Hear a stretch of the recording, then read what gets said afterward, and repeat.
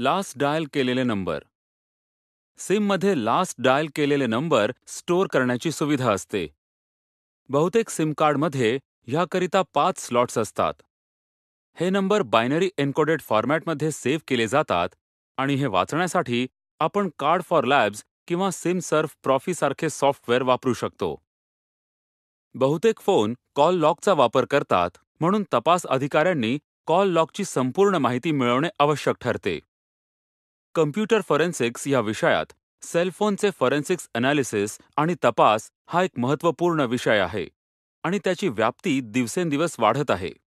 त्याचबरोबर cellphone forensic tools हे अजून बाल्यावस्थेत असून त्यात रोज प्रगती होत आहे. फॉरेन्सिक एक्झामिनेशन टूल्स युजरला समजेल अशा फॉर्मॅट आणि स्ट्रक्चरमध्ये माहिती प्रेझेंट करतात. याचमुळे पुरावा शोधणे आणि जमा करण्यास मदत होते. परंतु या टूल्समध्ये काही चुका असू शकतात.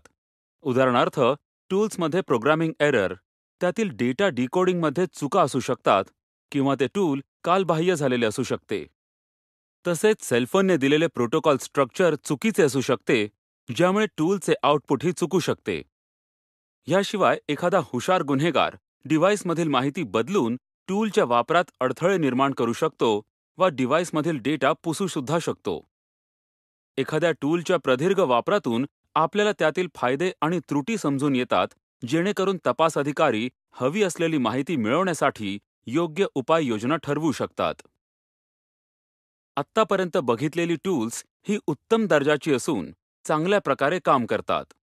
नवीन येणारी सुधारित व्हर्जन्स तपास कामात अधिक चांगल्या प्रकारे नक्कीच मदत करतील.